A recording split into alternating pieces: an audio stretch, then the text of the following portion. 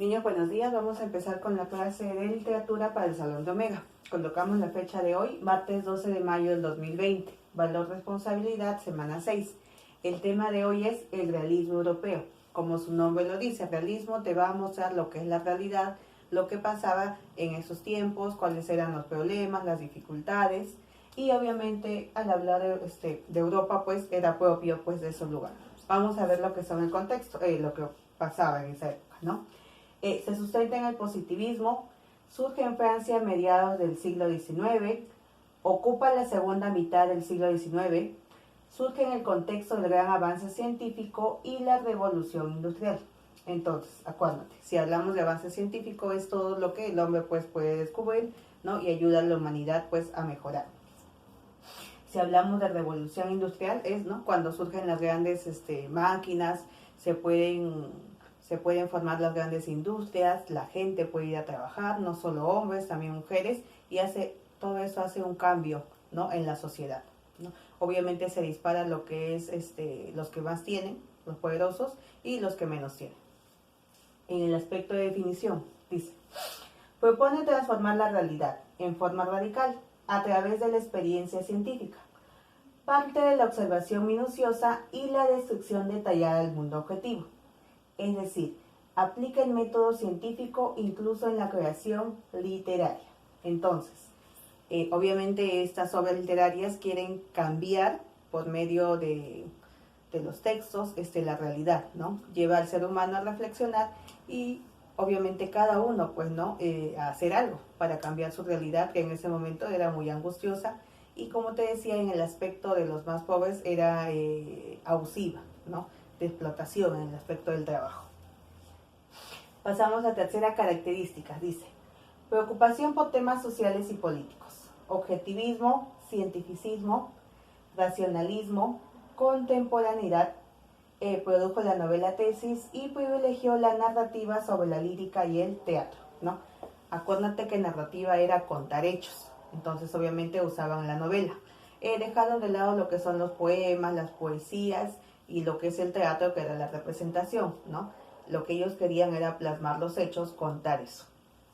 Ahora, tenemos dos autores principales en lo que es el realismo europeo. El primero de ellos es Stendhal, que hizo su famosa obra, Rojo y Negro.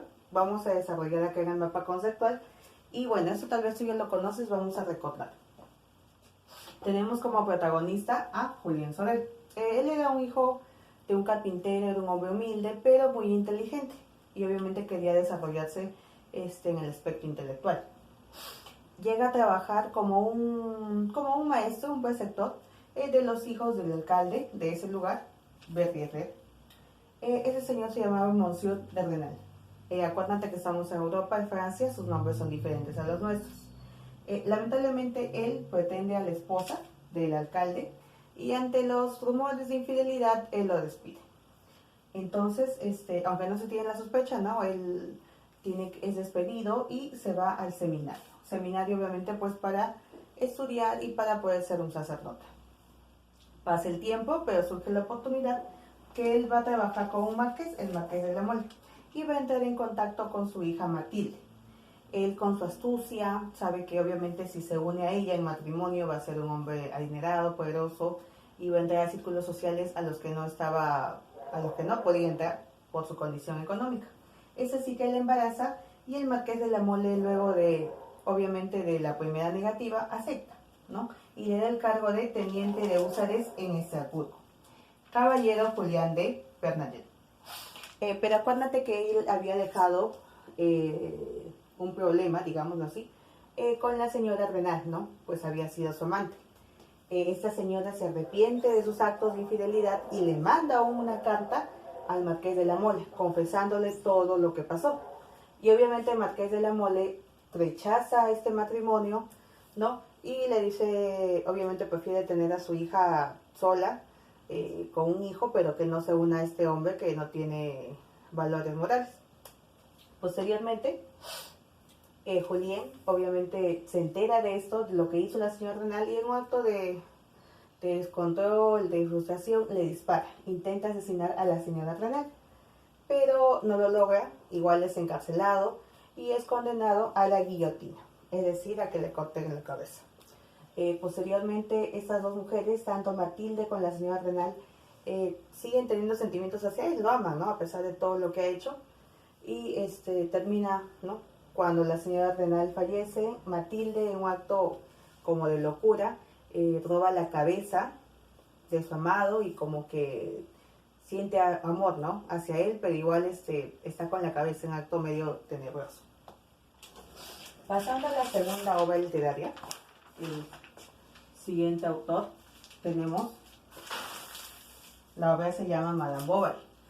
Su autor es Gustave Flaubert y lo que él refleja es la infidelidad, el adulterio, pero en el aspecto de la mujer, ¿no? Y obviamente en esos tiempos era algo muy controvertido. No se podía hablar abiertamente de adulterio y mucho menos respecto a una mujer. La protagonista es Eva, ¿no? Es una mujer muy bella, pero muy superficial, muy frívola, pues humilde, egoísta, ¿no? Solo piensa en ella. Ella se casa con un doctor, Charles Bovary, pero él no tiene mucho dinero, él, claro, es una persona buena, pero no puede cumplir los caprichos a los que ella quisiera, ¿no? De lujosas joyas, vestidos, fiestas y lo demás. Con él tiene una hija llamada Berta o Berthe. Bueno, ella, para tratar de escapar de todo esto, tiene dos amantes, obviamente no al mismo tiempo, León Ductis y Rodolphe Boulan. El primero, León, es un pasante de notario en Yonville, el lugar. Bueno, se va a estudiar y luego de 3 años vuelve y son amantes, pero la abandona porque sabe él que le conviene casarse con una mujer pues honorable, no escalar en la posición social. En cuanto a Rodolfo, es un galán, es su amante, pero él tiene dinero y obviamente solo la usa y posteriormente pues la abandona, ¿no? Causando en ella obviamente mucho dolor, frustración y no sabe qué hacer. Lamentablemente ella había adquirido muchas deudas, no sabía cómo pagarlas, no sabía cómo decirle a su esposo eso y no tiene otra salida para ella que el suicidio. Luego Charles se entera de sus infidelidades, no solo con un hombre, con los dos, ¿no? Y dicen pues que muere de pena. Al final su pequeña hija no tiene con quién irse, va con una tía lejana y esa tía lejana obviamente no tiene mucho dinero y la manda a trabajar a una fábrica de hilados de algodón. Entonces, si te das cuenta, estas obras muestran lo que el ser humano puede llegar a ser, pero en esta realidad, ¿no?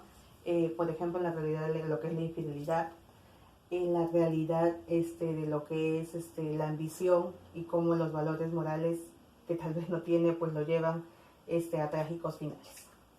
Si es que algo no has entendido, puedes volver a ver el video o también puedes buscar en internet, hay películas de estas obras literarias, puedes muy bien verlas, sería excelente que las leas, pero si no puedes observar lo que son las películas. Espero que tengan buen día, chicos. Gracias.